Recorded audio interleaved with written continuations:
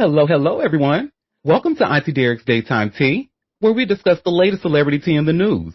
And we do it live every weekday at 12:30 p.m. Eastern Standard Time on Chatmosa. I'm your host, Auntie Derek, and today is Friday, February 6th. So with me on the mic, I have some fabulous co-hosts. We have my gorgeous Moon, my Icy Chili, my Libra Queen, and the Chaotic Cup. Hey, y'all. Hello. Hey. Hey. Yes, and shout out to the listeners in the chat as well. But did y'all notice? Look, so today is February 6th of 2026. So that means today is 2626. So if you reverse that, you have 6262. Now, what does this mean? I don't know. I'm not a numerologist, but I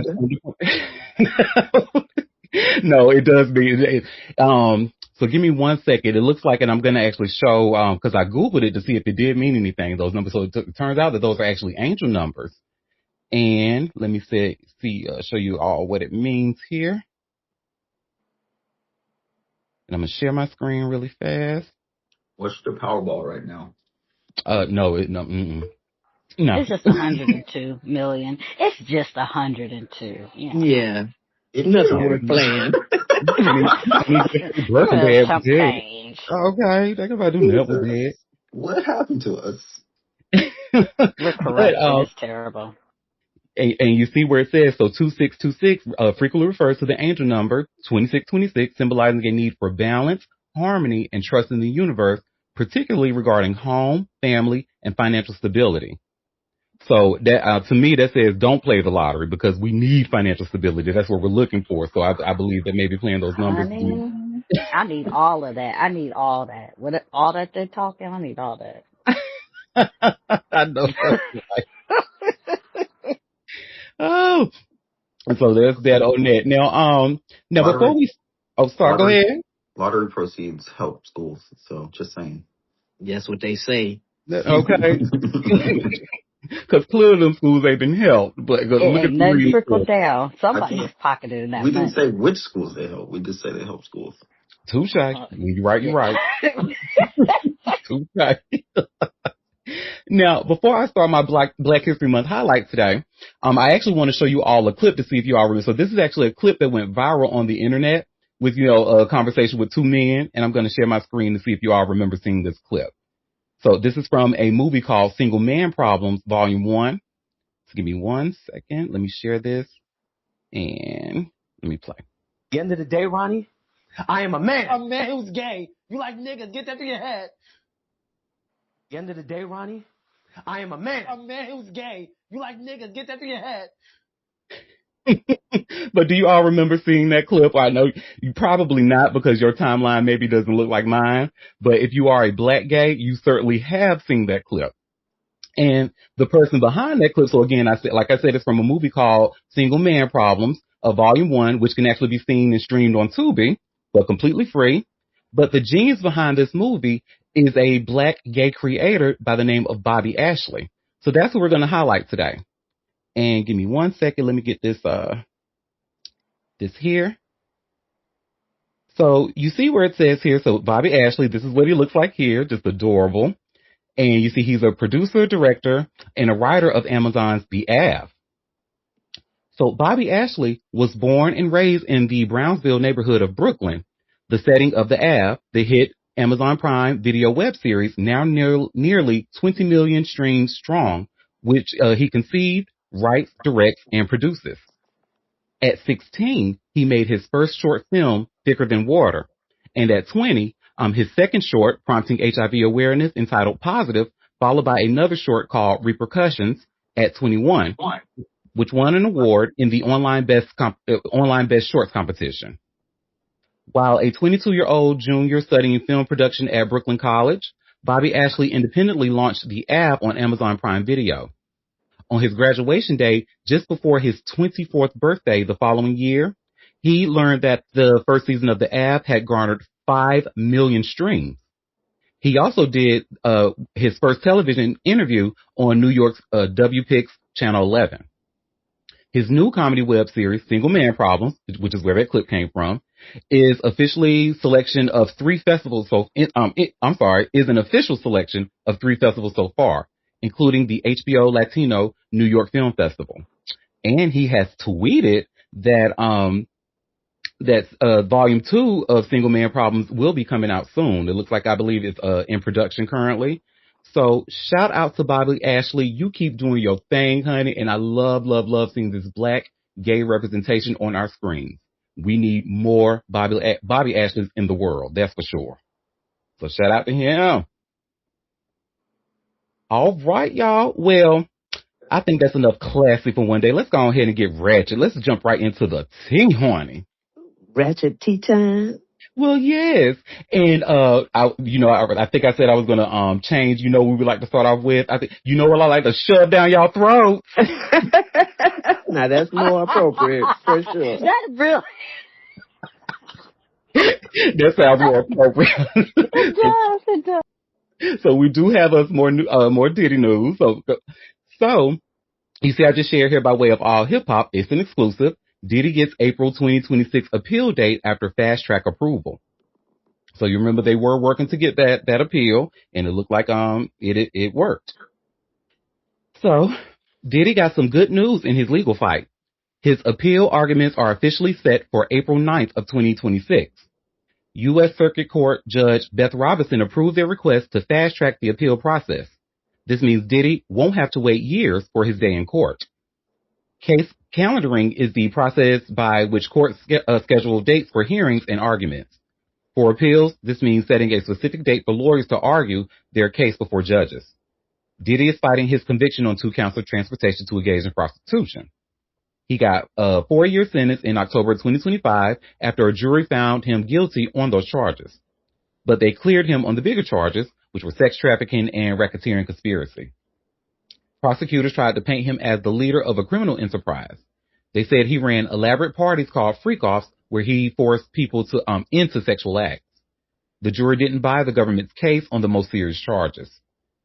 Diddy's lawyer, Alexandra Shapiro, said Judge Arun Subramanian sentenced the bad boy mogul to a draconian sentence for behavior he was acquitted of. She argues the government used an old law with a troubled history to go after consensual adult relationships. Federal prosecutors haven't filed their response to Diddy's appeal yet, but they will definitely fight back. In January, they told the court they intend to file its brief on appeal on or before February 20th of this year. Diddy is currently serving his sentence at Fort Dix Federal Correctional Institution in New Jersey. He got transferred there from the Harsh Metropolitan Detention Center in Brooklyn, and Fort Dix is considered much more comfortable than MDC.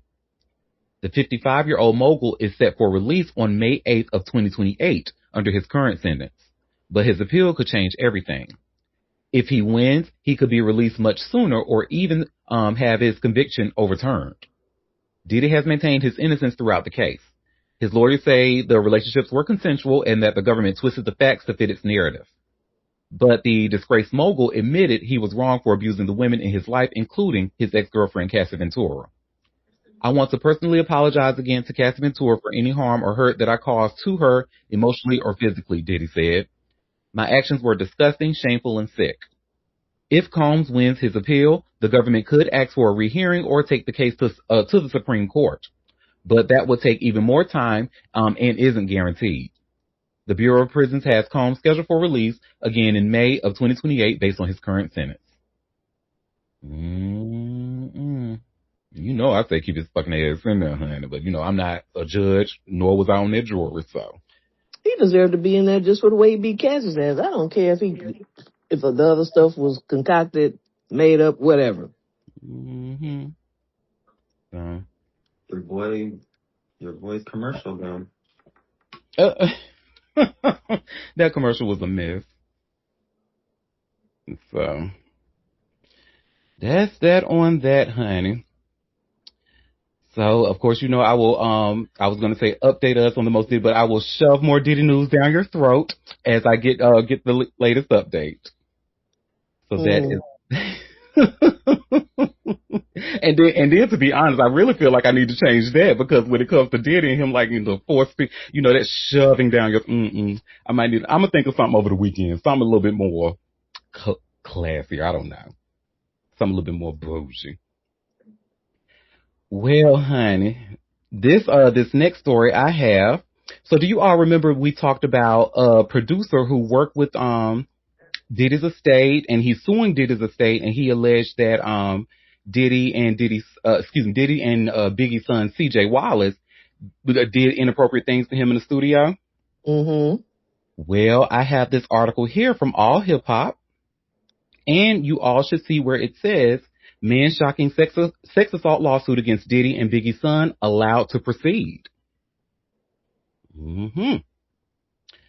Well, a Los Angeles judge just cleared the way for Jonathan Hayes' sex assault lawsuit against Diddy and CJ Wallace to move forward. According to the New York Post, Los Angeles Superior Court Judge Michael E. Whitaker rejected most of Wallace's arguments for dismissal. The ruling keeps alive claims including sexual battery, false imprisonment, and emotional distress against the imprisoned music mogul and Biggie's son. Hay alleges Diddy beat him before forcing his penis into the man's mouth during a 2020 studio session. The publicist claims the assault happened while he worked on a remix project honoring the Notorious B.I.G. Court records say Hay was masked, beaten, and then sexually assaulted. The complaint alleges Diddy forced his penis into Hayes' mouth during the encounter. Hay told cops the first incident happened during a 2020 photo shoot. According to the police report, Diddy removed the shirt to uncover his penis and told Hay to come finish him off. The reports say Hay told police he was stunned. Diddy then finished himself off and ejaculated on one of Notorious B.I.G.'s shirts before throwing the shirt on Hay and saying, "Rest in peace, B.I.G." A second alleged assault took place in 2021. Hay told police the bad boy boss forced him to perform oral sex, leaving him emotionally devastated. The 49-year-old producer filed a police report in Largo, Florida, where he lives. The Los Angeles County Sheriff's Department confirmed its Special Victims Bureau opened an active case. The allegations also named C.J. Wallace, accusing him of enabling Diddy. The complaint says Wallace conspired with Diddy to allow or assist in Combs' ability to carry out the alleged assaults. Wallace has denied these claims and filed a defamation lawsuit against Hay. The estate argues the accusations stem from Hayes' frustration over unreleased music from their failed collaboration. Biggie's estate produced text messages showing Hay praised Wallace before their relationship soured. On July 11th of 2021, he wrote, "I have absolutely loved working with CJ and you guys, and it's truly been an honor and a privilege." The estate claims Hay began pushing false narratives after they refused to release his 2020 Ready to Dance remixes. Attorneys say Hay shifted from praising C.J. Wallace to spreading stories that place Wallace at the center of lurid claims. Hay escalated the story in later interviews, alleging Wallace attended Diddy's infamous freak-offs gatherings and watched criminal sexual activity. He also accused Wallace of luring him into a home so Diddy could assault him. Diddy's legal team issued a broad denial in response to the growing number of allegations. Mr. Combs categorically denies as false and defamatory all claims that he sexually abused anyone, attorney Jonathan Davis said in a statement. Woo, child, I know that was a lot, girl, but woo, child. Well, I'm glad they're allowing it to go forward. Yep. Litigate this man to death. Litigate. I know that's right. Child. Well, this next story I have now, speaking of things in the Diddy lawsuit, so of course we remember Clayton Howard. Now remember the last time we heard about him was his lawsuit against 50 Cent and Netflix for his betrayal in the documentary. So now, honey, we talked about him fucking around with that girl, his ex, Francina Evans, and pretty much using the court systems to fuck with her. And I mentioned that not only was his victimization lawsuit dismissed by Judge Arun Subramanian, and we talked about that on last week, I believe, maybe even Monday. I can't remember when we talked about it, but I do remember that it was dismissed on January 28th. However, he's still going on to allege, and also remember that we discovered when we were going over Diddy's trial that the baby oil that was alleged to have been laced with drugs and stuff, we learned that was a lie. There was no drugs laced with that baby oil. In fact, science proved that you can't even do that. He's actually still going on interviews saying that the baby oil was drugged and it was used on him. He just did an interview with Sean G, and I don't even know why in the hell. That was a whole hour and 21 minutes of my life wasted, honey. I just said, no, watch that interview. But I bring him up because I've actually been kind of following his lawsuit that he has against the New York Police Department. So I was able to obtain this information from Pacer. And give me 1 second here. Let me just share my screen. And you all should see, it's actually quite a lengthy lawsuit. It's about 14 pages. I haven't had a chance to go through the entire thing. But one thing I wanted to point out on page 3 that gave me pause. And I'm like, So you see how it says ongoing investigation revealing Detective Quirk's jurisdictional fraud and Detective De Palma's defiance of prosecutorial direction, Evans's misrepresentation of third-party New York State transcripts to defame the plaintiff as diagnosed schizophrenic, which have been used to discredit the plaintiff with investigators in New York and New Jersey. And he's saying that, you see where it says Evans's fabrication of photographic, he's saying that she pretty much doctored evidence and things like that. What got me, and it says, since September 11th of 2025, Smith and Evans filed 5 additional demonstrationally false reports. Now, from what I understand, and because remember, I was reading about this, Francina didn't file any lawsuits against him. She's actually since 2024, she's actually been working on getting the lawsuits against her that he filed dismissed. And from what I understand, it's about maybe 27 or 28 out of over 30 lawsuits that he has against her that have been dismissed already. But yeah, he's saying that she filed a police report, or filed a report. She hasn't filed any police reports or any court reports or anything like that since 2024. So this is he does have a history of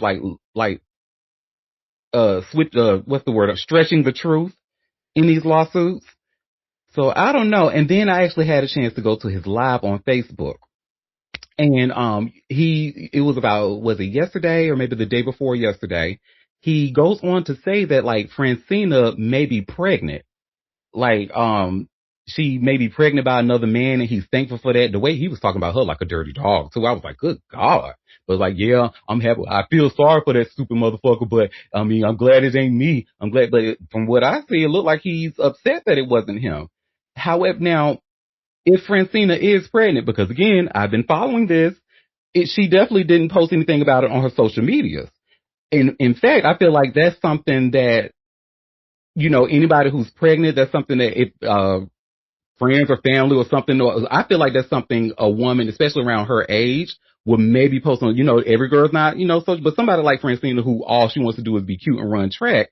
I think that might be something that she may share. And I understand she's competing and running and training and stuff. So her being pregnant, and then I bring that up because when I went on Francina's Instagram, let me show that here. The last thing you see that she posted was just her in a Relentless sweatsuit. That's the name of the brand. It looks like it says Relentless. This is her Instagram here, and this is her latest post. Going live from Ocean Breeze, getting a little tune-up in for Saturday's Colgate Women's Games.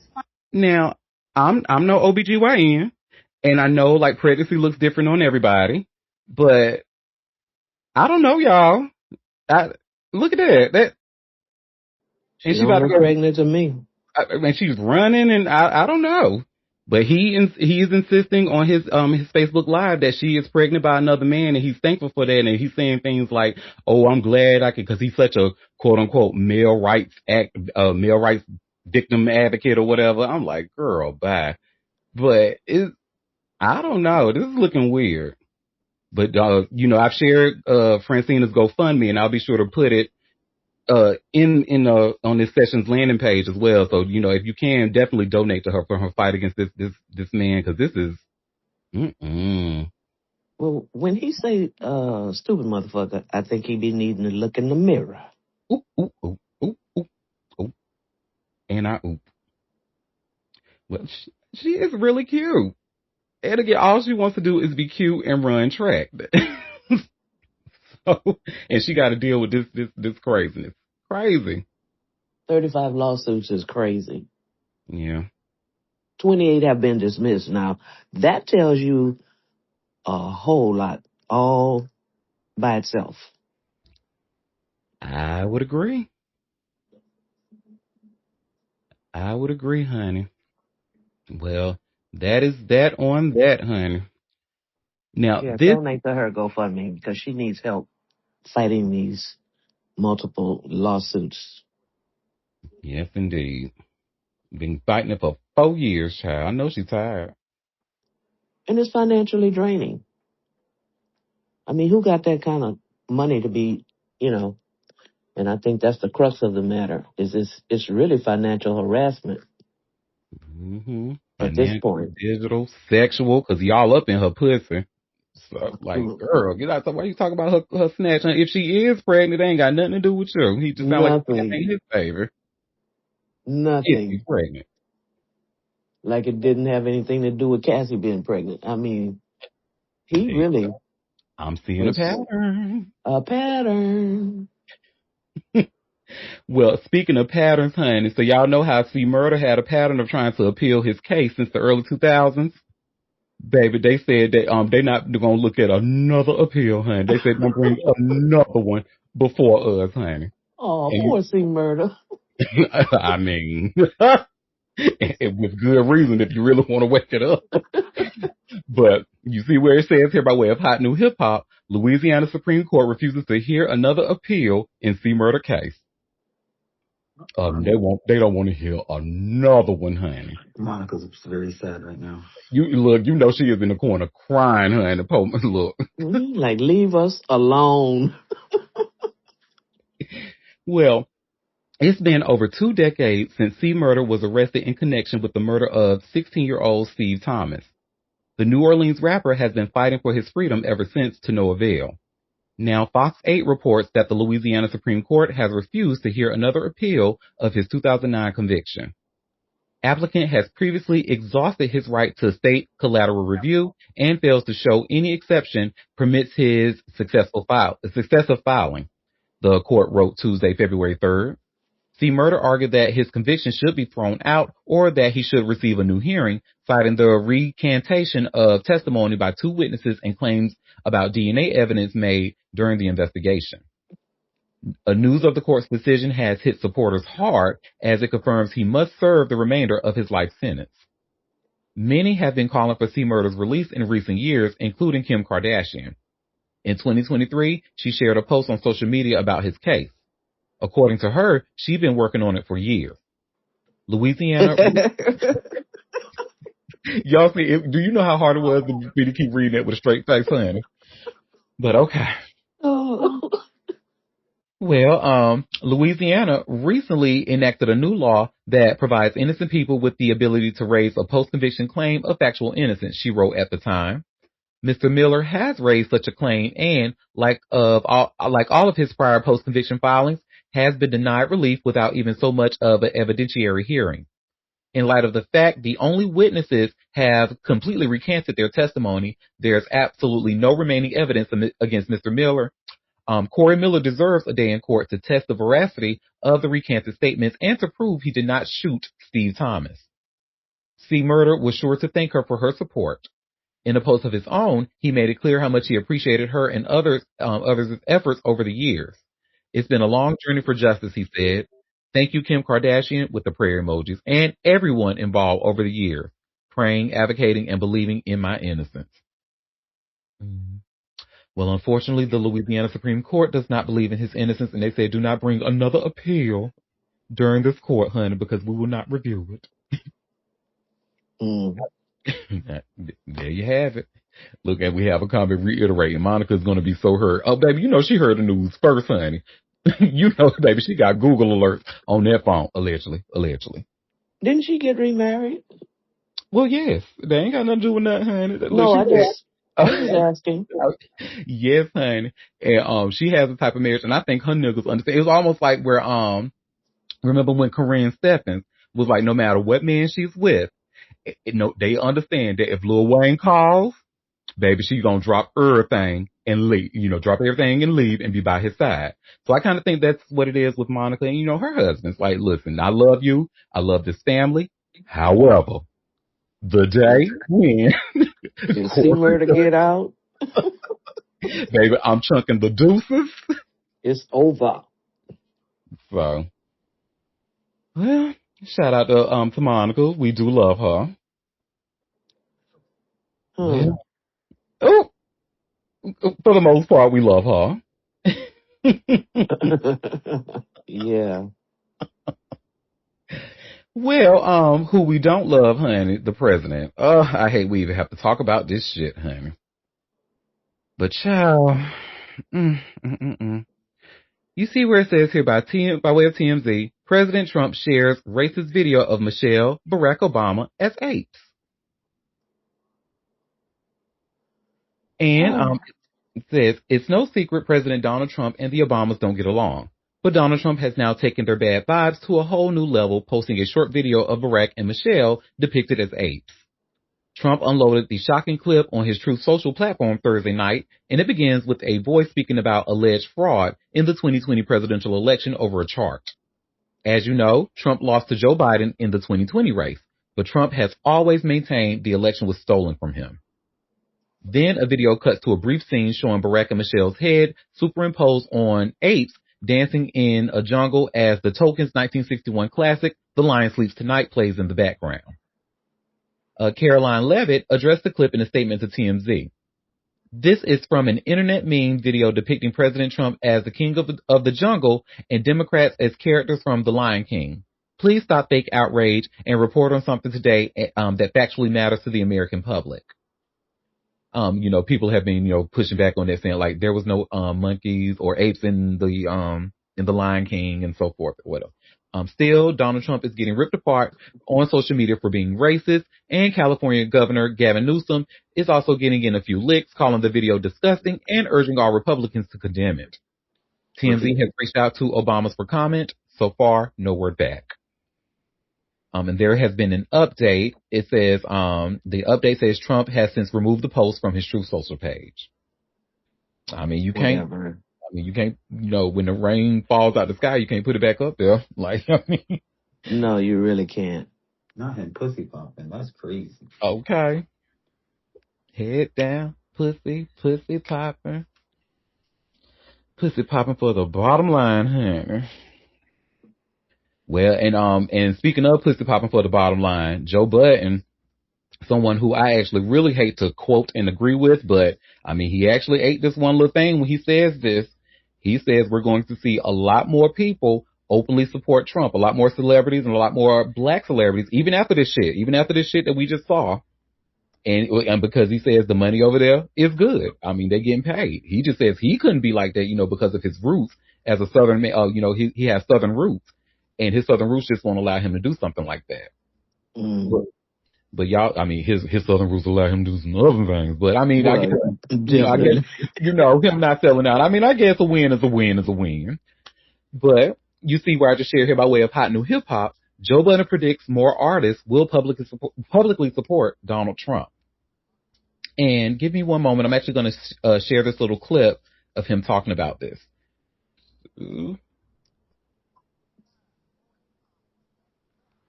Okay, here we go. A lot of money over there. Yes. It's a lot of money over there. So she won't be the first or the last. Like, there will be plenty more celebrities for sure to take that check. Listen, when you on that side, they rocking. Yeah. They rocking. So tempting for people, I know. But my views and just how I was raised and my family that I come from and Sumter, South Carolina. No. Because you know how it works, Joe. All it takes is one. Well, you heard what Joe said. Joe said black people are doing the X, Y, and Z. Well, you heard what Shannon said, that he did say X, Y, and Z. So they'll take the voice of one and then try to make it the voice of millions. Yeah. Well, and that's a plan. I can't be complicit. No, and not sleep at night. So it bothers me when I see people that I know and have some sort of relationship with and have had some conversations with, and I've seen people grow and become multi-million-dollar brands from black shit. and black people Mm-hmm. and black consumerism. Like, so to watch you take that equity and stand over there, yeah, Well, I can't jive with that. Okay, Joe, you ate that one little thing. You're not that bitch or nothing, but you ate that one little thing. That one little thing. You ate that one little thing. And yeah, and he's right. I mean, I could like, I think, based on my roots and all of that, I just couldn't see myself even no dollar amount. And I'm even thinking if there was a dollar, like I said with myself, I'm like, D, is there a dollar amount that could really get you to turn on your people like that? And I'm just thinking, like, no, I thought of an unreachable number. Like, I thought of a gazillion, trillion, the zillion, the trillion, however the fuck you say it. I mean, I thought of that amount of money, Quadrillion. quadrillion. I thought of all of it, honey. And I thought of like me and my family just living out on the island somewhere with that money. And still, I just couldn't because, like you said, I wouldn't be able to sleep at night. I would just be Mm-mm. so disgusted with myself. And it's like, bitch, what are you? And did y'all happen to see that clip where who was it? It was it's sports ball, but I do remember the name Terrence Crawford. And they were asking him if he was going to get back into the box to ring again. He was like, no, I think he said he's done with it or something like that. And who Mm. he was interviewing with said, I would do it for $100 million. Well, he was like, now we know how much you cost. I'm paraphrasing, but he was like, now we know how much you're worth and how much you'll sell yourself for, how much you'll sell your soul for. And he's absolutely right. Like if I have learned and I have grew up on and I stand on, if you stand for nothing, you'll fall for anything. And I just, in all good conscience, could not take that money like that. I just couldn't. No, my soul would be crushed. I couldn't. Mm-mm. Well, I'm so glad we still got people like us in the world, honey. Because look, but he's right, and he's saying more artists. And I think Lizzo, before she started her fuck shit, was around the lines of the same thing. Said we're going to see more people publicly support her after Nicki, support him after Nicki Minaj, like pretty much going around doing her cooning and jiving. So, yeah, but we won't be not here Auntie Derek's daytime. Sing. Oh well, if you were a fan of Rush Hour. Because speaking of our President Trump, honey, he was a big fan of the Rush Hour films, and he actually wanted them to come back, and he wanted to see more of it. Well, now it looks like it's about to happen. And you see where it says here by way of TMZ, Rush Hour 4 production revving up on heels of Melania's success. Oh, baby, when I tell you they landed on thick, honey, they want us to believe that latest movie was a success so bad, honey. But girl. But see, the problem with this is who's behind the movie. So we'll talk more as I read the article. Well, Rush Hour 4 is off to the races. Pre-production is starting within weeks, cementing Brett Ratner's return to Hollywood, TMZ has learned. Understand the words coming out of our mouth. The fourth installment in the popular franchise starring Chris Tucker and Jackie Chan was greenlit last November, shortly after President Trump randomly said he missed old school buddy cop comedies, specifically saying there needed to be another Rush Hour. A source with direct knowledge tells TMZ Rush Hour 4 is absolutely happening, and soon, with pre-production set to begin within weeks as spring arrives. We hear the shooting will begin this fall, and of course, Chris and Jackie are attached to star. The film is a big deal for a couple of reasons. Mainly, it marks Brett Ratner's return to Hollywood after he was banished from the industry in 2017 amid #MeToo allegations, which he has vehemently denied. Ratner, who recently helmed the record-breaking First Lady documentary Melania, will return as the director and co-producer of Rush Hour 4. Our source tells us while Brett's success with Melania is great, Rush Hour 4 was already fast-tracked after Trump voiced his support, which is also a pretty big freaking deal. Paramount's handling the release on behalf of Warner Brothers. Bottom line, Detective Carter and Chief Inspector Lee are back for some more Mushu. Mm. Okay. Mm. Girl. And see, the problem is, part of me do want to see this shit. Cause before the, Brett Ratner allegations and stuff, I was a huge fan of, 1 and 2. 3, they honestly could have kept hunting. I mean, they tried, they did their best with the material they were given, but they honestly could have kept that. And I And feel like 4 is gonna flop too. 4 is going to be the exact same. But then again, Bad Boy 4 was a moment, so who knows? Yeah, but that's unusual. That's really unusual. Like you enough already with recreating the same movie over and over and over again. And in this day and age, with a lot of like, racial insensitivity, like really being amplified, it's like, cause like one of these movies really had some inappropriate jokes about, black and Asian relationships in it, but it was funny at a time, they were able to get away with it. Now, it's like they really have to do their homework, and if they want the shit to be funny, they're gonna really have to but shit, Brett Ratner's already behind it, so we already kind of know what's. I can't believe that shit. I'm like, girl, do not ever try to convince me that rape allegations or sexual assault allegations or being inappropriate sexually allegations ever ruin a man's career, because they do not. I mean, show me some evidence that they do. I would love to see it. A white man. I mean, I would actually argue that any race.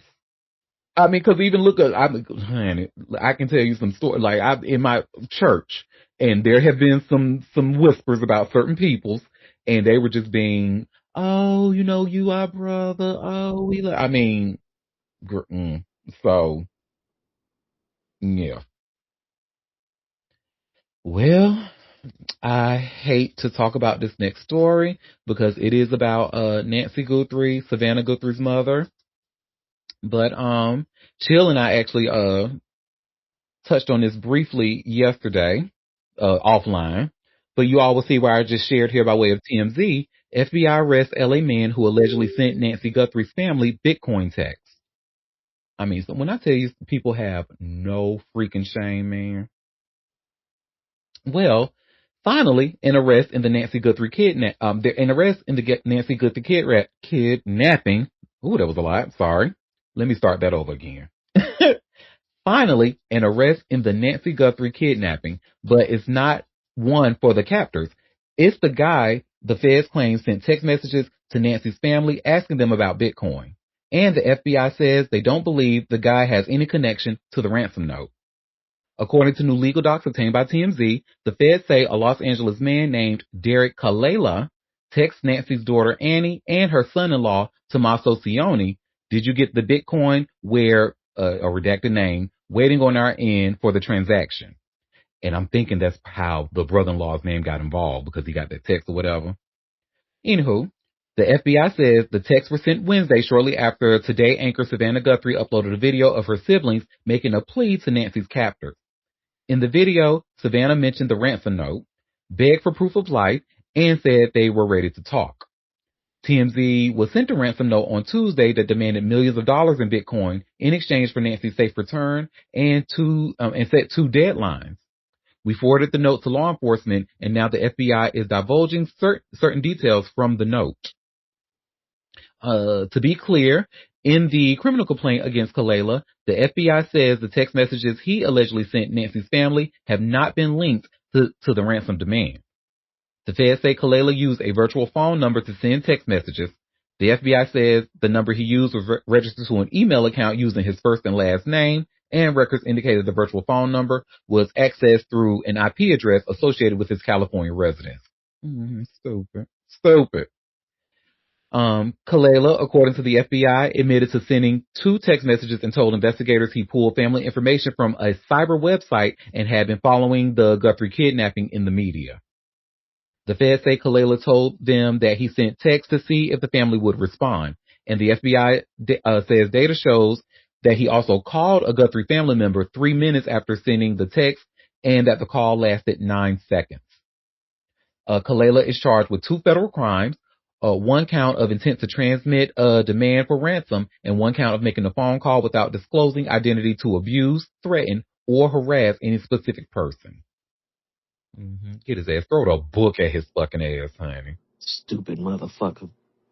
And then go sit there. If you're going to do dirt, you sitting there using an email account associated with your first and last name with an IP address that's linked to your damn house. That's what I'm Stupid. talking about. Stupid motherfucker. Like he thought. Stupid. What he thought?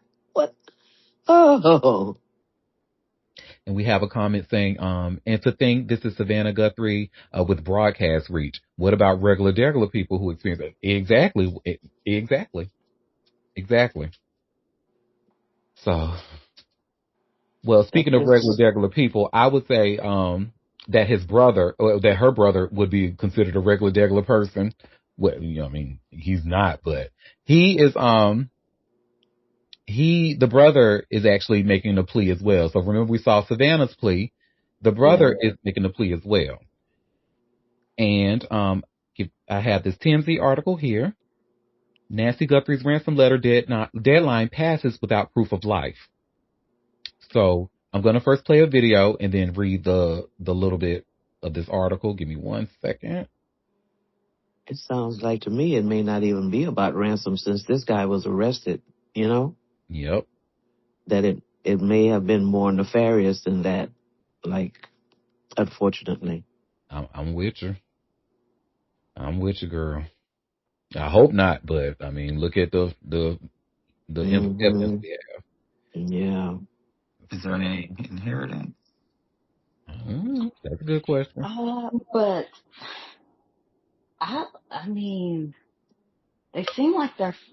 I mean, she's not mega rich. I mean, she's like, so her. I'm think Savannah's the one probably making the most money. She's on TV, but if she hasn't had her heart medication and she has a pacemaker that she needs, it's been like 6 days, almost a week. I'm like, do Yeah. we think she's even? I don't think she's alive. That's I think this is why the brother wants to see proof of life. Like they said, Yeah. Well, it is a yeah, ransom. We want to talk and we want to see proof of life. And this is about a 25-second clip. But, because That's if there why. really was proof of, I mean, if they really wanted a for real ransom, like why they ain't said nothing yet?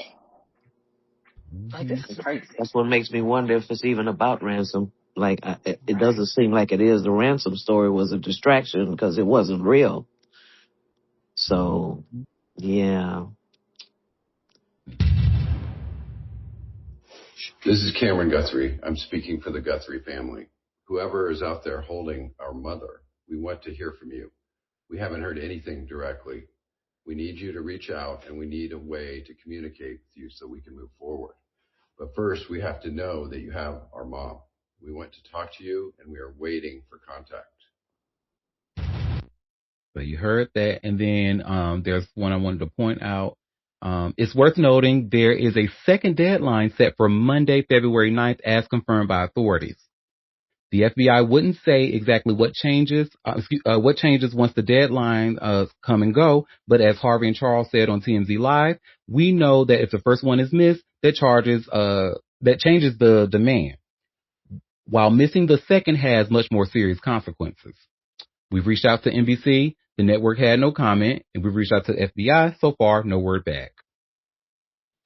So So was there another ransom letter in addition to this Bitcoin request? Like, I'm a little. from what I understand, there was actually a verified one that has a Oh, deadline, okay. a second deadline of Monday, February 9th. Okay. So there's something else. Okay. Mm-hmm. This is Lord. all just sad. That is somebody's freaking grandma, man. What the fuck is y'all doing? God bless her. God bless her. God bless her indeed. We have says a comment. How sad though, her daily medication and such. Only thing I can think of is if it's financial. And then we have a comment. I hope she ran off with a younger man and living life somewhere, like how Stella got her groove back. But yeah, let's hope. I hope that is the case. That will be great. But honey, well, speaking of baby, somebody escaping and trying to not be found. Girl, Aaron Hall. Remember we've been talking about him and how they were not able to find. They been trying to serve his ass since November of 2023. Well, baby, I am happy to report by way of this all hip hop exclusive Aaron Hall was finally located at an extended stay hotel, bitch. No. They caught their ass at the extended stay, honey. Well, Aaron Hall was finally found and served with legal papers in a lawsuit involving Diddy after dodging process servers for more than a year. All Hip Hop has confirmed that process server Andrew Drake found Hall staying at an extended stay America motel in Alpharetta, Georgia on February 2nd. Drake arrived at 11:58 a.m. and asked the front desk staff member, Liz, for Hall's room number. Hall opened the door after Drake knocked twice. I informed him that I needed to deliver legal papers for Aaron Hall, at which time he asked what the papers were for. He then looked at the documents and stated, "I ain't doing that," before attempting to close the door, Drake explained. Drake placed the papers on the ground directly in front of Hall. He then shut the door, leaving the papers inside the room at his feet, Drake revealed. Hall, who once recorded a song with the Notorious B.I.G. titled "Why You Trying to Play Me," was wearing a tan hoodie with "Always Thinking Big" on the front. He had a white beard and was wearing a black do-rag when Drake served him. The legal papers connect to a sexual assault lawsuit filed by Lisa Gardner. Gardner accused Hall and Diddy of sexually assaulting her in 1990 when she was 16 years old. Gardner claims the assault happened after an MCA Records event. She says Combs gave her drinks and Hall burst into the room and assaulted her. The lawsuit seeks damages from both men. Gardner's legal team had been trying to serve Hall since mid-2024. Process servers check addresses in California, including Tarzana, View Park, and Woodland Hills. They also searched Cleveland, Ohio, with no success.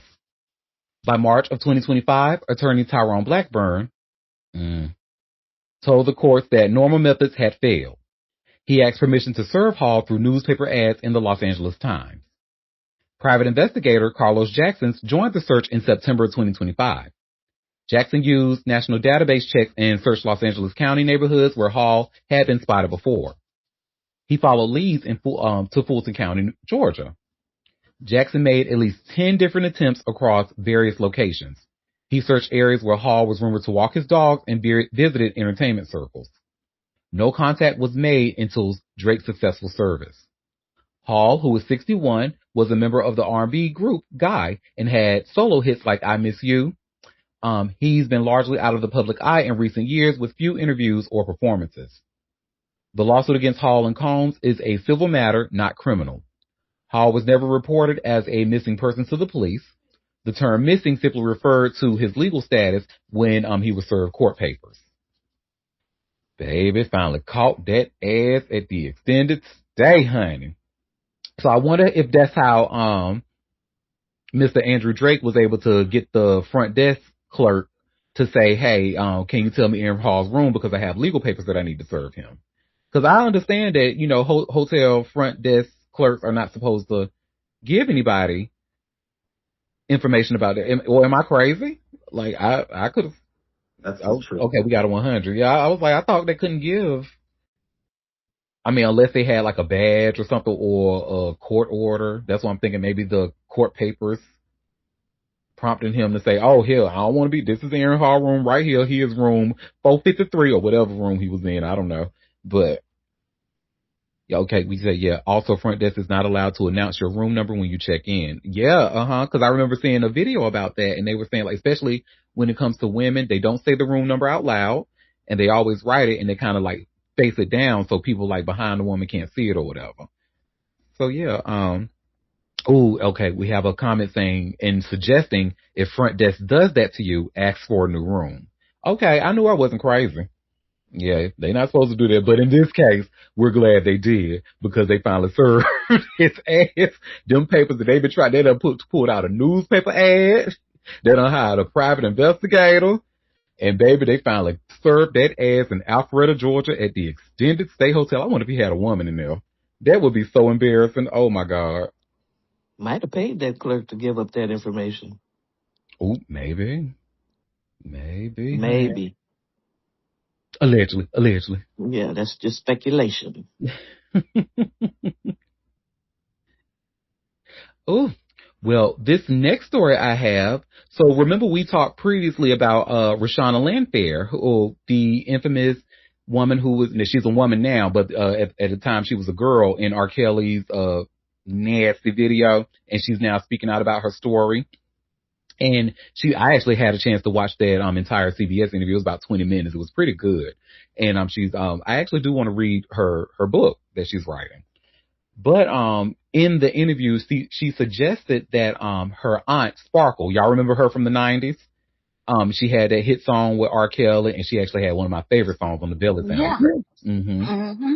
So she said her aunt Sparkle pretty much like not groomed her, but kind of set it up to where, okay, we're going around him, sit on his lap, you know what I'm saying, be nice to him or whatever, to kind of advance their careers or whatever. That's what was being alleged. Well, Sparkle speaks out. And I just shared this link from Hot New Hip Hop. You see where it says Sparkle speaks out after niece Rashana Landfair alleges she helped facilitate R. Kelly abuse. So R&B singer Sparkle is speaking out forcefully after resurfaced allegations tied to her past connection with disgraced music mogul R. Kelly. However, this time in response to claims made by her own niece, Rashana Landfair. The renewed controversy arrives alongside the release of Landfair's memoir, Who's Watching Shorty, where she recounts her experiences as the underage girl at the center of one of the most widely known abuse cases linked to Kelly. In the book and recent press appearances, Landfair alleges that Sparkle played a role in introducing her to the singer in ways that blurred boundaries. These are accusations Sparkle firmly denies. Taken to Instagram, Sparkle shared a lengthy statement addressing the situation head on. While she expressed support for her niece's decision to speak publicly and begin with what she called a healing process, she rejected any suggestion that she facilitated or enabled abuse. I am relieved that Rashana is finally free to speak her truth and begin her healing journey, Sparkle wrote on Instagram. In addition to justice, I have always wanted healing and peace for her.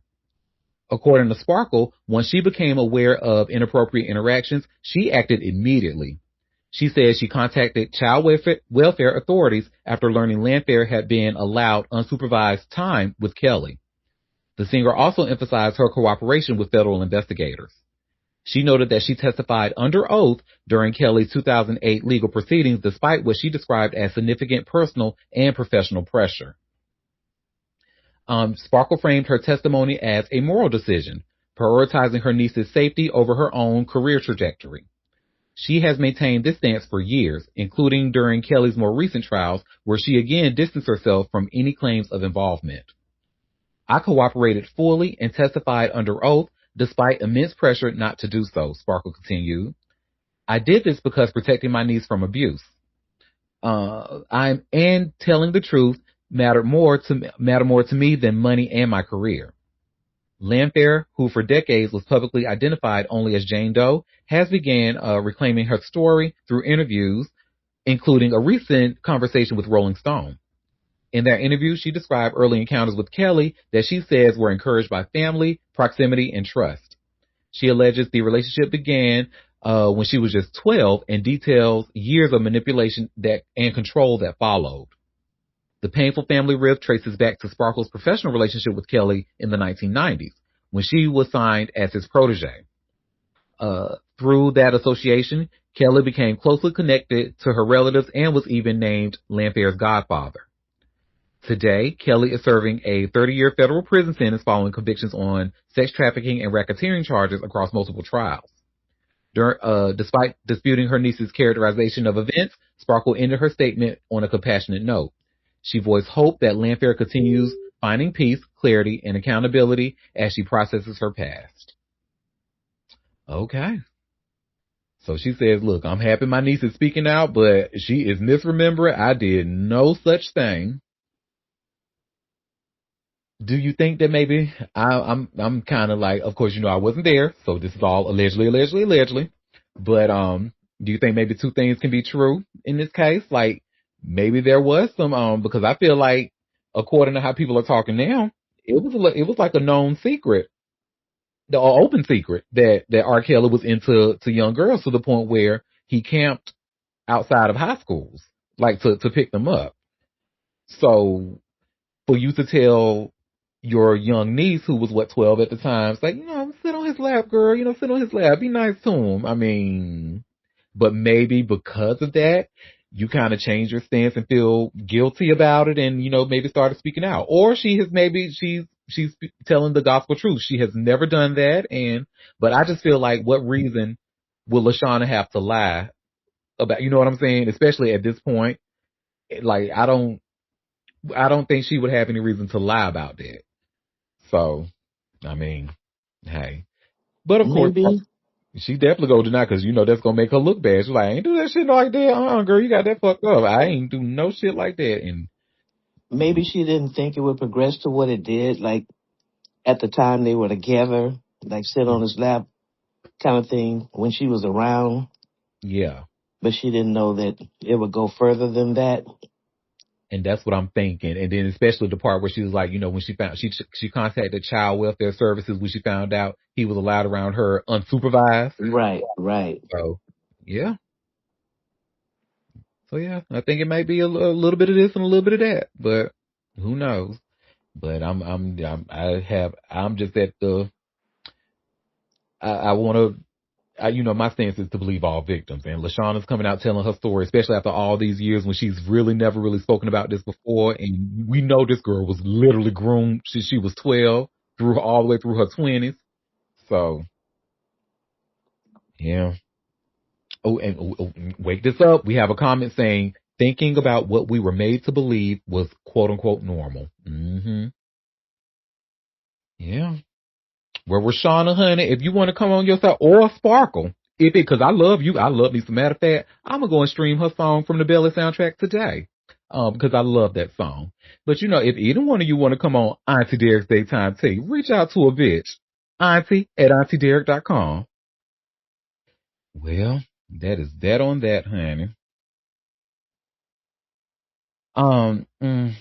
This next story, honey. So our favorite auntie, who's became our favorite internet auntie, Halle Berry, she's engaged to Van Hunt, y'all. He finally got what he wanted. And you see, I just shared here by way of TMZ, Halle Berry announces she's getting married for the 4th time.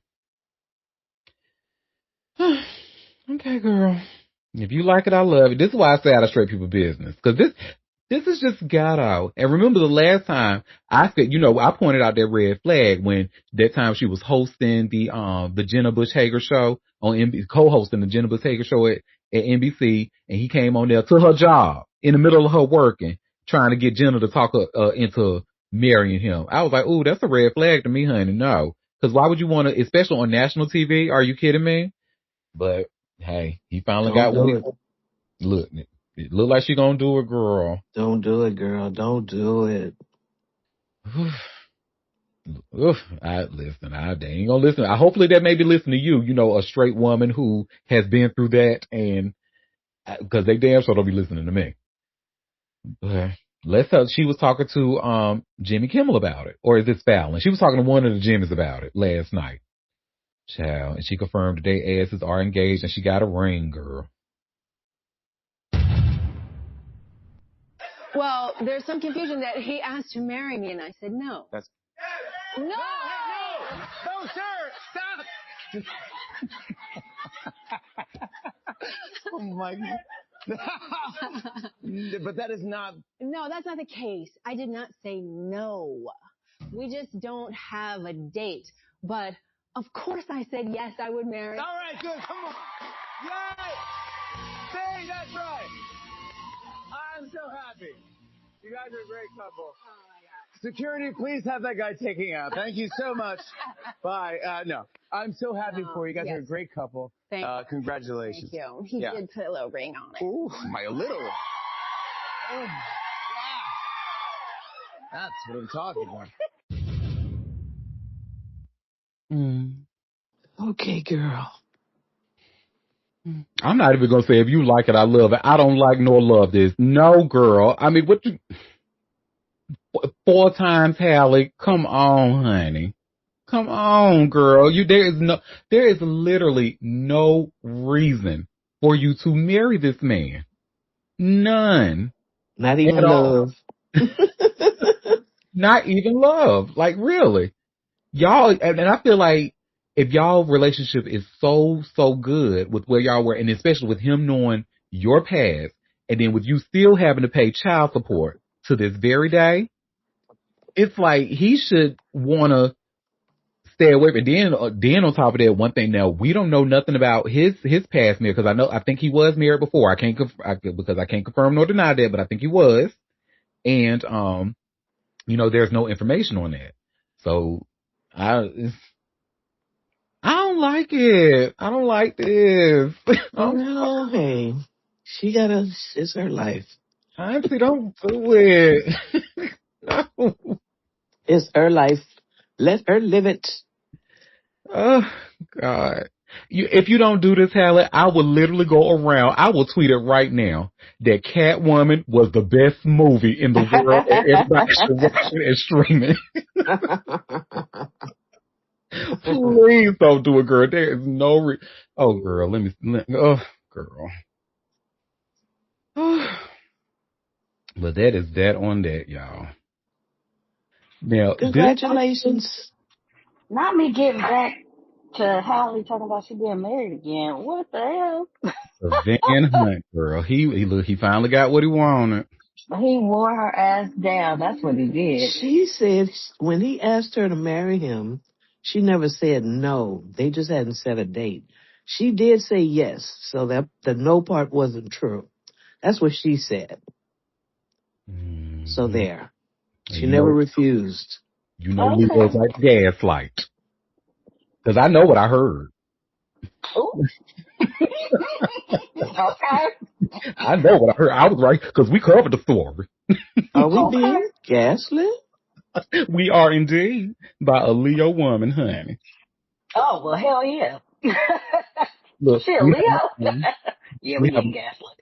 Look, we have a comment saying, let them be. No, we're not letting them be. She has been through this 3 times before, and now Thriller, you see the one husband, honey, still talking shit about her to this day. No.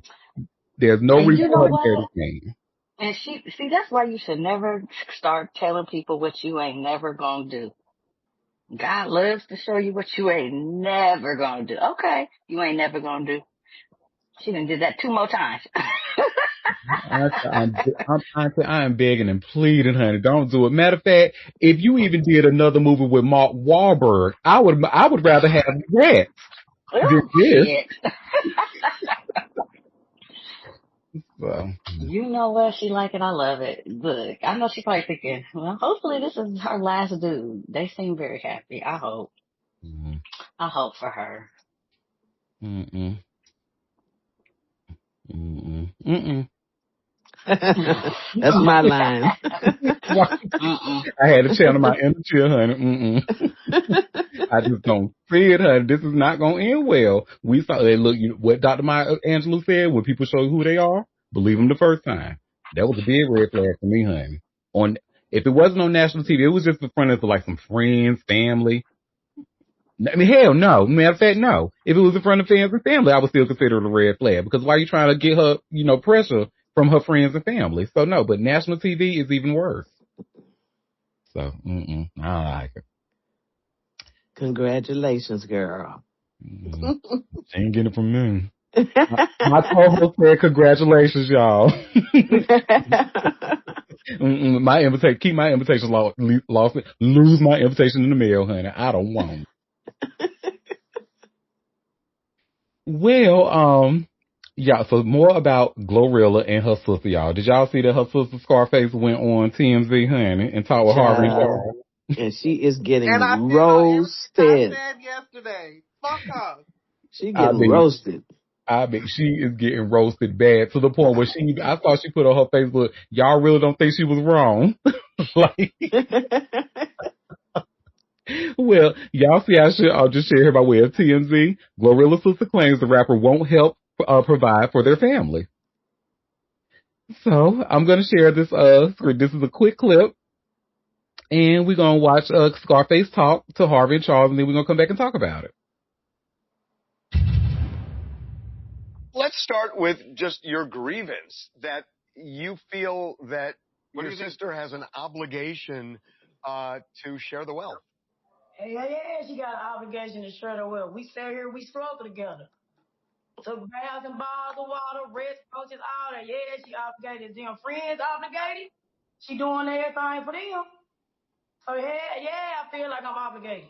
What is it you think she's not doing for the family? What is the, you're making it sound like there's a real financial hardship.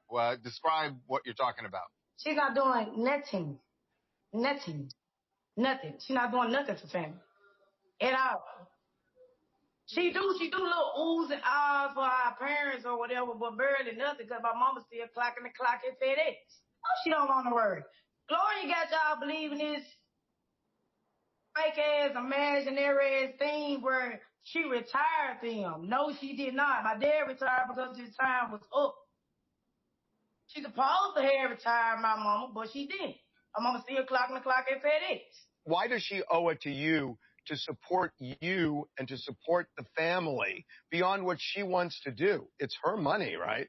Because don't go on no interviews, talk about our struggle. You want to do that. That's not right. You don't sit here and talk about struggles, sit here and struggle with. It's not one sibling. You got 9 other siblings. She get her money just because she got plenty other in Memphis. She getting money too. I got 2 siblings staying down there in Atlanta with her that she treat them like housemaids. Y'all keep on painting this picture like she's just a good person, an upright person. She's not. So here's something that Glow pretty publicly did last year when your dad, you said he retired. His time was up, so he retired. And she bought him a brand new Jaguar as a retirement gift, right? And we saw this back in November. I mean, that's pretty nice to give someone a Jaguar, no? Yeah, what picture of Jaguar do you have? I just know it's a white Jaguar. What evidence do you have of the brand new Jaguar? Are you saying that the Jaguar was not, she didn't actually give him a Jaguar? It was nowhere near new. What evidence do you have of that brand new Jaguar? There's an Instagram video of it. And of course, she gonna try to make it look good for y'all. My dad over there broke as a mother right now. Let's say she has $2 million. How much of that does she owe to you and the rest of the family of that $2 million? She can get all of it like $2,500 a piece. How much? $2,500. Like how for? That's it? Just $2,500 flat, or is that a? Cut this off. Flat. I think she would jump at that. I think if that's all you want, I think Glow might jump at that. But imagine her being on for 4 years and not giving us zero, none at all. What does your mom think about you going public with? At the end of the day gotta end. I don't give a. Oh, see, she the rogue one. Okay. 2,500. That's it. Okay. 2,500 American dollars, 2,500 USD, $2,500. Did she mean 25,000? Yeah. I don't know. No, she said what she said, honey, because the question was, if she got $2 million, how much of that do you think you were owed? And she said 2,500, and she said it more than once. So she made I don't know, but I don't think she know what 2,500 is. At the end of the day, today gonna win. Okay. Oh my God. She's embarrassing. Go ahead, Libra Queen. I cannot wait to hear what my Libra Queen has to say about this, honey. And I just wanted for it to be clarification, because there's some people running around like, oh, $2,500 for the whole family. Y'all can't come up with that. She said $2,500 for each person, each. That's what she said. So I want that to be clarified, because a lot of people running with $2,500, but for 9 people, no. $2,500. Oh, well, people are slow. Very slow. I knew she meant each person. But even still ain't yet. That's not a lot of money. Even still, it's the audacity for me. And like I said yesterday, bitch, you give a motherfucker an inch, they gonna take a motherfucking mile. How are you? Mad. She not the an adult? You are an adult. You are an adult, an able-bodied motherfucking adult, and can't get your life together. There are 9 of y'all versus 1 person and can't get y'all lives together. Baby, if she could make a way out of no way, then why can y'all make a way out of no way? People want to have expectations and audacity with money that people put blood, sweat, and tears to earn and want to get it for free. Bitch, be fucking for real. I can see it if she was saying, hey, I'm trying to get my sister to hire me.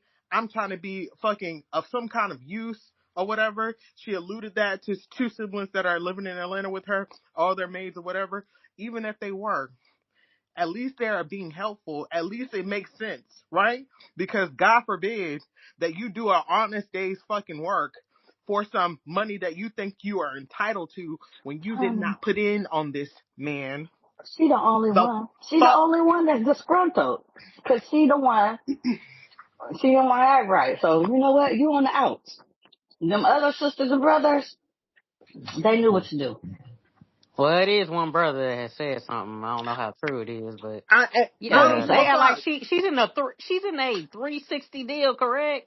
She not gonna make no money till way later. I do not care. I She don't care makes how much. money off touring. I don't care if she's a 360 deal. I don't care if she don't make no money. I don't care if she make millions and millions upon millions. I don't care if she's put up and kept up by her booth that play Who's a Baller. I don't care about none of that shit. 9 adult people who are older than most of them are older than her. There's only 2 that are younger than her. Who are leeching off of one person or wanting to leech off of one person and feel entitled to shit that is not I theirs feel like is it's just this motherfucking. one that feels entitled. Either way, she's speaking for them all. She is speaking for them all, and that shit is some bullshit. That shit is entitlement. That shit is the fact that TMZ lowered themselves to fucking interview her is also Come some on. bullshit. TMZ Because has been in the gutter. what the fuck do you mean $2,500? Be fucking for real. A File your stimulus motherfucking check. tax. They want a File your stimulus motherfucking. check. File Yeah, your motherfucking. TMZ promoter gave that to her if she asked for it. That's my Hello. thing. Like, girl, what? File your motherfucking taxes, cause y'all know y'all be doing tax fraud. Ooh. You see, basically, this is what did your mother say about this? Yeah, she didn't have nothing to say because her mama probably told her, girl, sit down and shut the fuck up. Yeah, and who knows? The mama might wanted to work until retirement. FedEx is a good job. Heck yeah. She probably Look, ain't that far off from retirement, to be honest. So what she can Glow keep her been in little the year? retirement. Exactly. Glow been in the year in the game for what? Like probably what? If I'm taking a guess off the top of my head, maybe 5. like 5, 6, 7 years around there. Her mom probably been Five. at FedEx or 5 years. Okay. So her mama probably been at FedEx for yeah, and baby FedEx got benefits out the ass plus a I'm sure pension. she need insurance. I'm sure she need the insurance. And Plus a pension. So And that okay, well, pension, I don't know. Do FedEx still have a pension? let they me got Google Probably it. something. when she They got started, they really good did. benefits. They Yeah, probably Maybe. had probably when she one. started. Yeah, she probably gonna get good benefits when she retires. She want all of that. She want her time in. But Yeah. that's the thing. This one person is trying to speak for the whole family.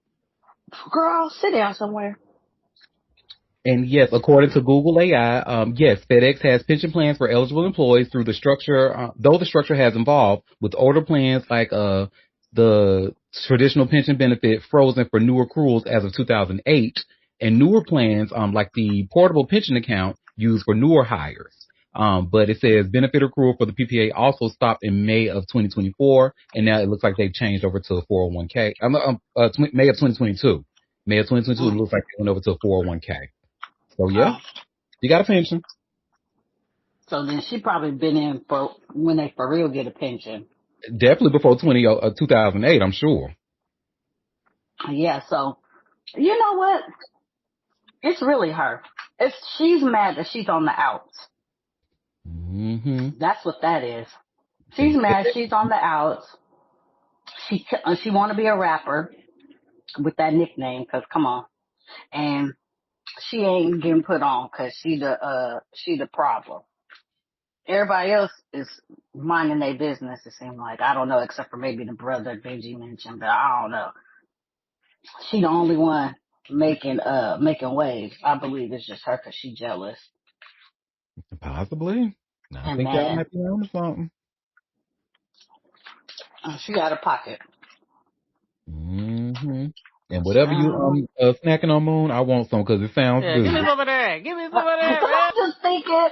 It's a sushi bake. But I was over here just really thinking, like, man, shit, this is like how our world is now. Like, everybody believes that they are owed something from somebody. Because we Whether struggled they, to fucking together instead of being mad at your parents. Girl, if you don't get the hell on, Yeah, you mad that because anger need to be you for the are born parents. into poverty and you're yelling at your sister about not helping you when you are not upset at your parents. That's crazy. and I bet you she's just mad because she's not a good rapper. Yeah, the stuff a little here and there that's leaked out about them growing up, you need to be turning that on your parents tenfold. What? Yeah, a lot happening in that house. Well, I mean, Glow did say she never had a bed for real until she Yeah, got out of there. And the mama and daddy, they seem a little off. Mm. So, yeah, you they said know, they was real strict, very extremely religious. Oh which yeah, is crazy. they off. Which, No, I'm like, I know it's extremely religious, and they are. yeah, Listen, because they I don't told believe. y'all to And watch. usually, oh, go ahead. I told y'all to watch the fucking interview with yeah, the interview was. That was crazy, but yeah, and usually extreme religious people, depending on which one, they don't believe in birth control either. contraception. Yeah. I don't believe in none of Yeah, that. Mm-hmm. it's They the believe in like doing well, all that fucking and procreate. Yeah. That's what y'all believe that's in. one thing people will do. They could be mentally incapacitated. They could be a gamut, but one thing people can do is fuck. They gon' fuck. Mm-hmm. I said, damn. But Are we okay? Like, no, they're not okay. They horny. and I'm like, are you? Ooh, yeah, ooh, the They, ghetto. they are Get up suppressed. These off the sexual urges floor. are suppressed heavily, so that's why a lot of them be acting out and doing weird ass shit. Ugh. Control Alt Mm-hmm. Delete. Can we start all over again? Like, this world is just, whew, I would child. love to, hun. I'm telling you, a good old clean slate. Okay. Cause goodness gracious. Well, in sports ball news, do y'all remember seeing Jackson Hayes like tackling a mascot and he got No. suspended for it? Uh-uh. Well, that happened, but however, his ex's lawyer is actually speaking out because they're saying they care more about the mascot than they do about the women. And you see, I just shared here by way of TMZ, Jason Hayes' ex's lawyer rips NBA after mascot suspension and asks, "What about women?" So, the attorney who represented Jackson Hayes' ex-girlfriend in a domestic violence lawsuit against the Lakers' big man is ripping the NBA after it handed down a suspension for shoving a mascot, telling TMZ Sports he feels the league doesn't have its priorities in order. Hayes was hit with a one-game ban for his run-in with the Washington Wizards mascot on January 30th, and Joaquin McCoy is scratching his head at the association's swift action. So let me share my screen and y'all can see it's a little clip of the incident. Let's see. Washington Wizards!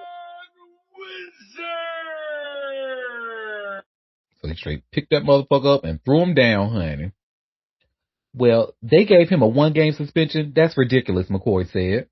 McCoy told us he believes the league only took action against Hayes for the mascot show because it's a public embarrassment to them because it's their brand, which he says sends a message that the organization isn't as concerned about more serious allegations against women because they didn't happen on NBA hardwood. If it's a woman, they drag their feet, he added.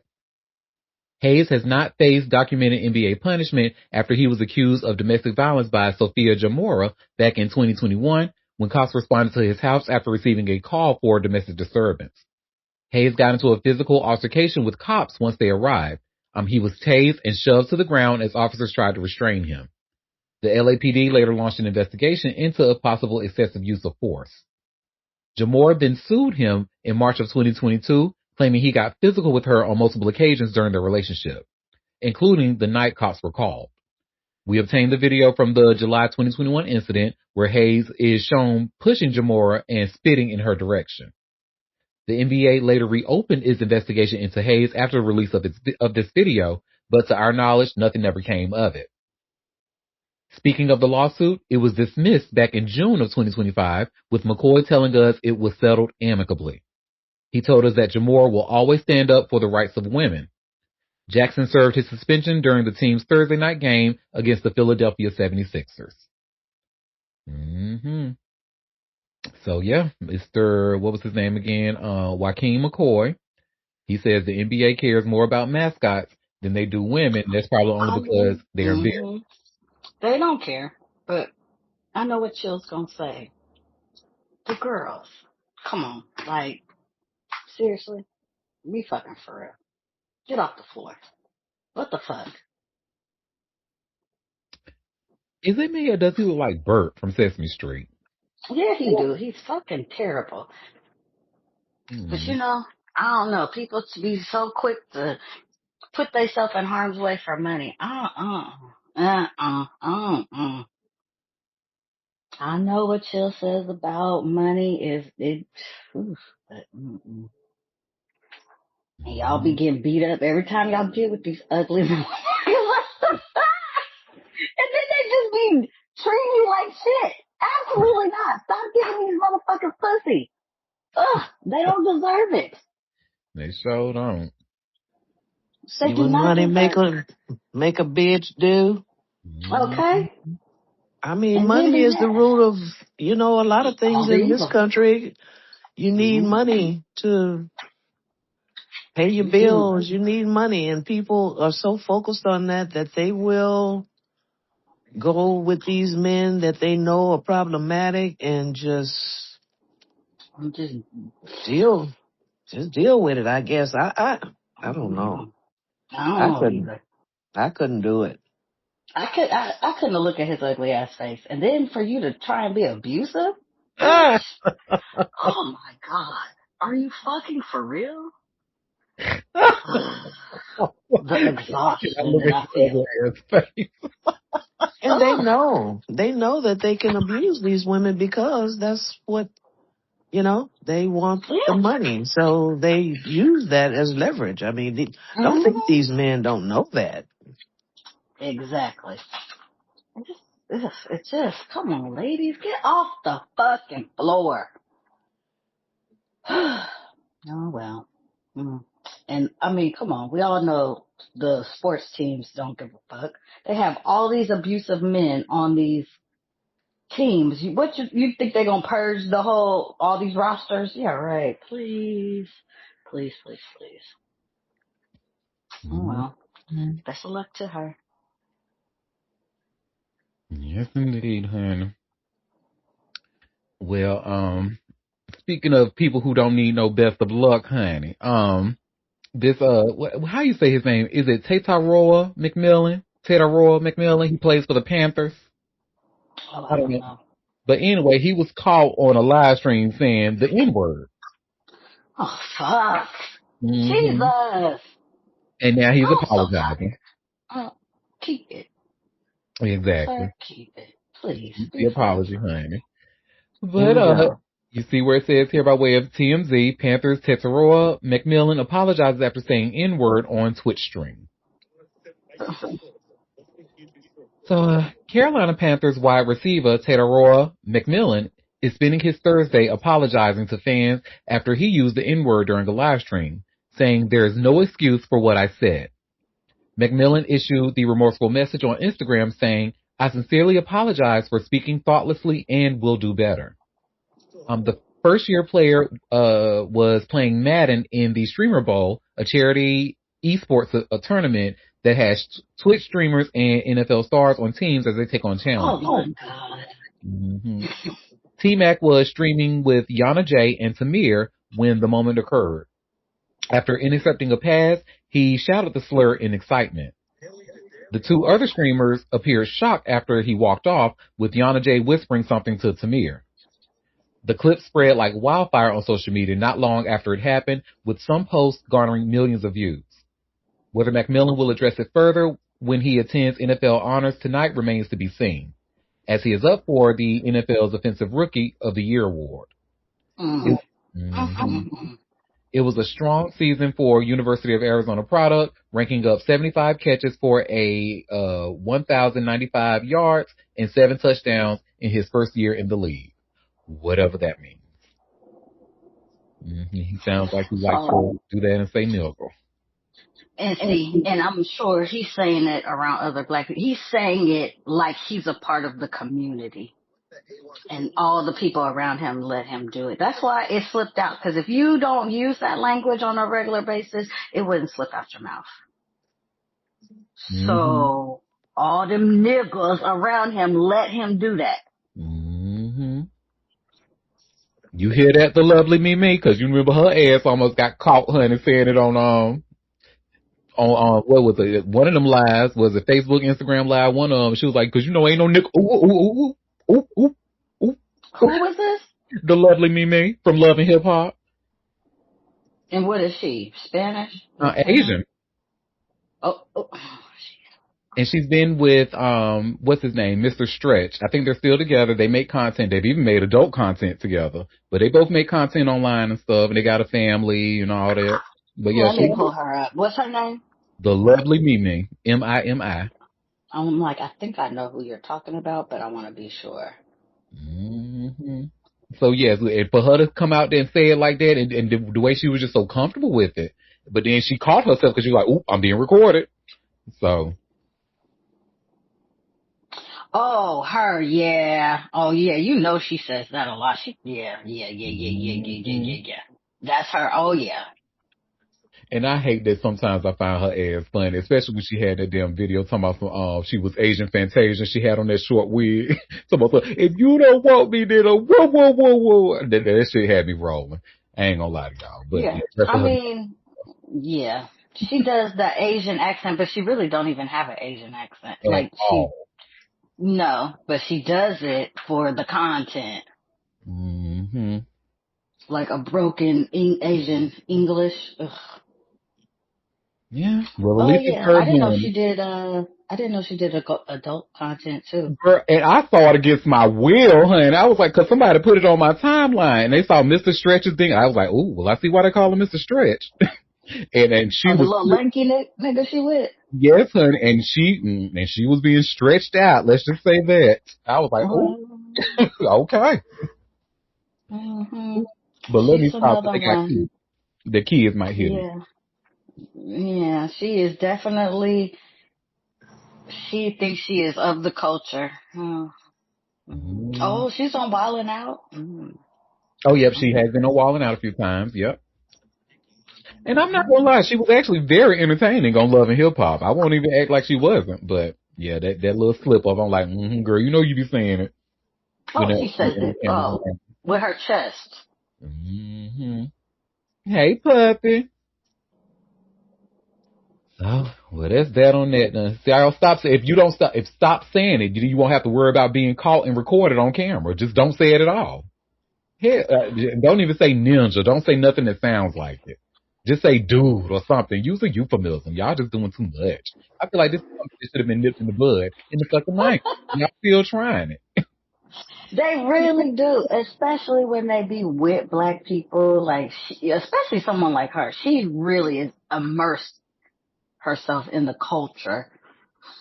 So I'm sure she swings them around every day.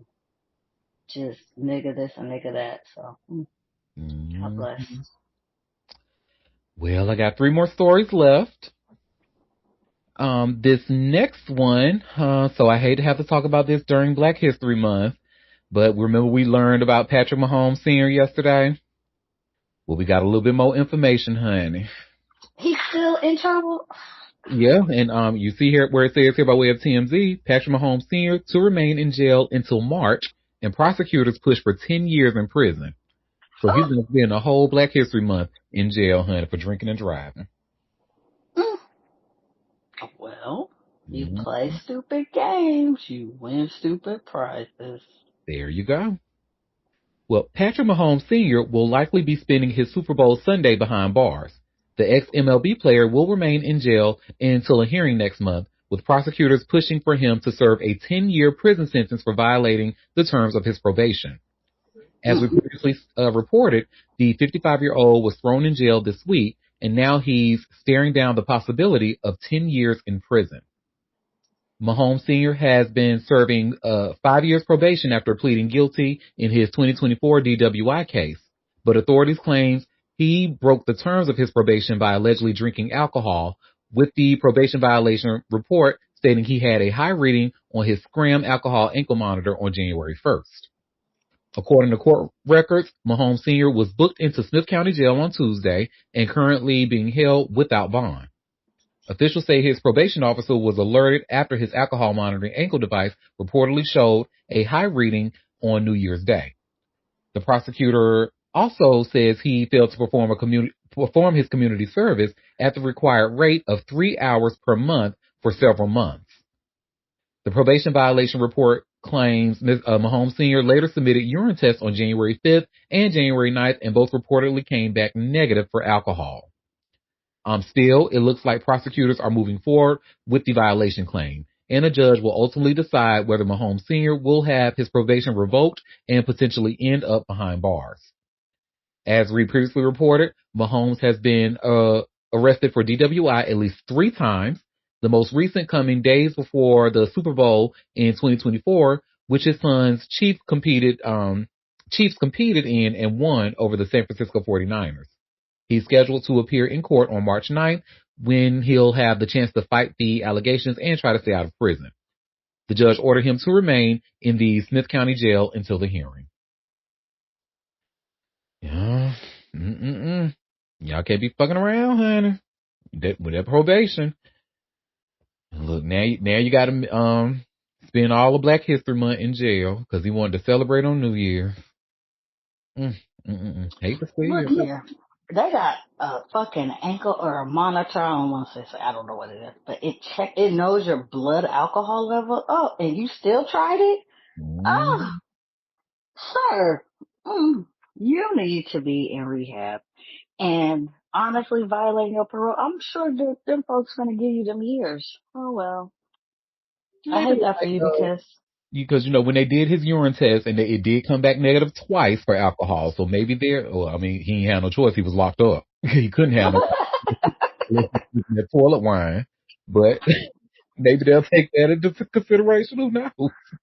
I don't know. Just, you could be living a good life, but you just keep fucking up. I don't know. What's wrong with people? And we have a comment saying 3 times. He think he's carrying Hugo? Oh my God.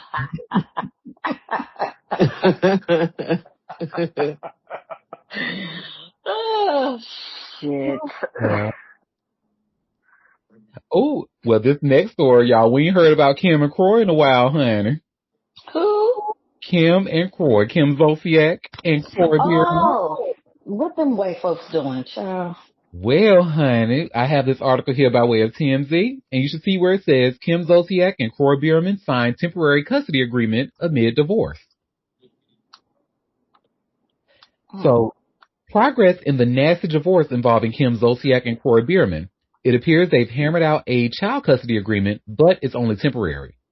The estranged couple sat down for a mediation session Tuesday last week, according to new legal docs obtained by TMZ, which resulted in a temporary custody agreement signed by Kim and Croy. It's unclear what the custody agreement entails. All the docs say is that they signed a deal. Kim and Croy have 4 minor children, sons KJ, Cash, and Kane, plus daughter Kaya. The ugly divorce has been dragging on for over 2 years now, but this appears to indicate some signs of progress. At one point last year, Croy had even pushed for primary custody of all 4 kids. We've reached out to Kim's reps and Croy's camp. So far, no word back. Well, Kim is with her new man. You remember her new man that we talked about? They've been getting divorced for what? How many years 2 now? years. It's been over 2 years. Jesus. And it's not lost on me, honey. Y'all got too many motherfucking K names, honey, up in that damn house. It's 6 Ks? You mean so KKK plus KKK? Oh, you got me fucked up. Mm-mm. I see you. What Dion Ward say? I got your number, husband. I see you. Allegedly. Well, that is that on that. And my last story I have on today, so we actually going to end on some news from my hometown. So do y'all remember how we talked about Billy Racio, a rapper who had a song with NBA Youngboy, but unfortunately he was killed in a drive-by shooting in Durham? Well, I just shared here by way of all hip hop. You should see where it says second suspect busted for killing NBA Youngboy collaborator Billy Racio. So Durham cops arrested a second person for killing Billy Racio in a drive-by shooting. Tony Lamont Scott II was busted on Tuesday on murder charges. The 25-year-old faces the same charges as Ariana Kiara Mangum, who was arrested last month. Both suspects are charged with murder, assault with a deadly weapon with intent to kill, and 2 counts of felony conspiracy. Court records show they planned the attack together. Billy Racio was driving his 2024 Chevrolet Malibu on January 4th when the shooters pulled up. They fired multiple shots into his car with a 9mm handgun. The Durham rapper died from a gunshot wound to the neck.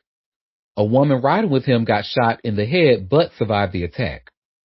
Mangum was arrested on January 22nd and remains in jail without bail. Scott made his first court appearance on Thursday. Billy Racio had just signed with Rich Nation Entertainment and dropped a collaboration with NBA Youngboy called Label Me Top Shotta. The track was getting radio play and streaming numbers before his death. He was just a natural, like he was born to do it, Rich Nation CEO Michael Mitchell told WRAL News. Wish I could have saved him because we had talked about him moving out of Durham and coming down here to Miami. Billy Racio was 30 years old when he died, and may he continue to rest in peace. Just sad and senseless. So apparently that girl, so Ariana and Tony conspired together to attack him and carried it out, and they got caught doing it. Just senseless. Senseless violence, honey. Well, again, condolences to his family or friends. I never had the pleasure of meeting him, but I know a lot of my people were very familiar with him, and they all spoke very highly of him. They said he was a really, really nice guy, really cool, and yeah. So That's unfortunate. So you're telling me that the girlfriend set him up? I don't think it was the girlfriend. Oh, okay. Let me see who she is. Ariana. I'm gonna just do a simple Google search to see if I can pull anything because I don't remember seeing that was a girlfriend. Okay. Cause didn't he have a girlfriend or something like that? Well, he was good looking, so I'm sure he had several.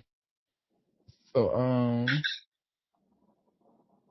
yeah, it doesn't say. I'm like scanning the news articles. It doesn't say anything about them being romantically involved.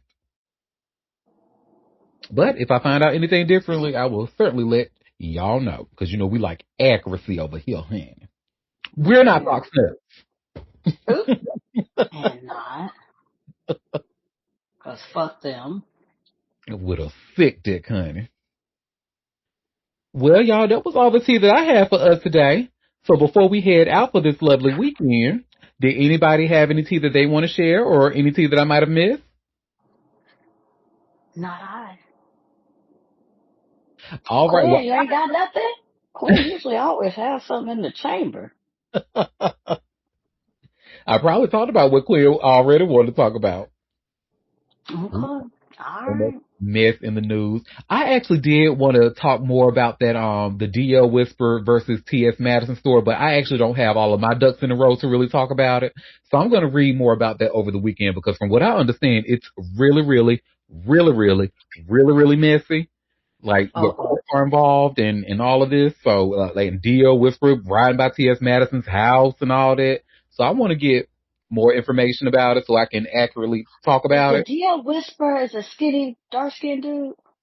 I mean, I wouldn't call him dark skinned, but yeah, he's brown skinned. Yeah, and he's a hot mess. He even had we've had an interaction on Twitter, honey, and I had to read his ass down because he tried it.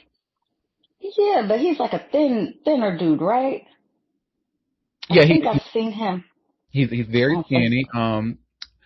I don't like to call, and I really don't like commenting on nobody's looks. I really don't, but I'm not saying that he's ugly. I'm just trying to I like, am. is that who I? I'm saying he's ugly. That's why I wanted to preface that before. I usually don't like to, but that nigga is not cute, honey. I'm sorry. And then when I had that tweet about straight men that went viral about like, homophobia being stifling and straight men can't even ride a mechanical bull without being judged or whatever. He made it seem like I was caping for straight men or whatever. And I'm like, no, bitch. I'm not caping for straight men. I'm letting them know that homophobia affects them too. And I was like, and you being a DL whisperer should know more about that than anybody because aren't you having sex in secret and shame? So it's like,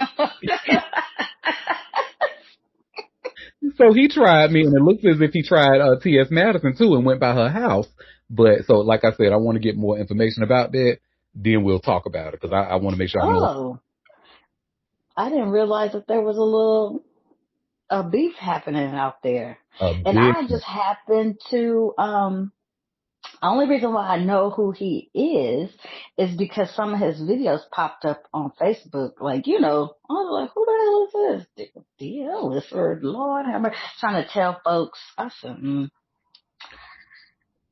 I guess tell the girls who don't know. I don't know. Even before that interaction, I just kind of found his content to just be really Annoying. unnecessary and annoying and really unnecessary. And but a lot of women, especially homophobic women, will like really rocking for that. I want to know if my man like are secretly interested in another man. It's stupid. Yeah, and just like people keep making them pages. Are we dating the same man? Bitch, if you gotta go online to figure out if a dude that you talking to is talking to somebody else, you got the answer right there. The answer's right there, girl. Mm-hmm. But folks want to act like they stupid all the time. They're not acting. You're right. I'm the actor. Are we dating the same guy? And they put up a picture of a dude. I'm like, girl, did you look at the picture? Did you see the material? Mm-hmm. And that's you like can't tell. when these girls be posting their men, you see they be putting like an emoji over their face and stuff, but a bitch will still recognize a tattoo, honey, or a knuckle. I know what my man knuckle looks like. You got me fucked up. Honey, goodbye. Like, them people are crazy. Craziness. I need straight women. Oof. Get off the floor. Shit. Yeah, seems like a lot of them like it there, so. I know. Well, y'all, thank you all for taking time out of your busy day to come and sip tea with me. We will be back Monday at 12:30 p.m. Eastern Standard Time for another live show. Do not forget to subscribe to a bitch. Head to AuntieDerek.com and hit the big green subscribe button at the top left. And until then, you all have a fabulous weekend. Bye, everybody. Bye.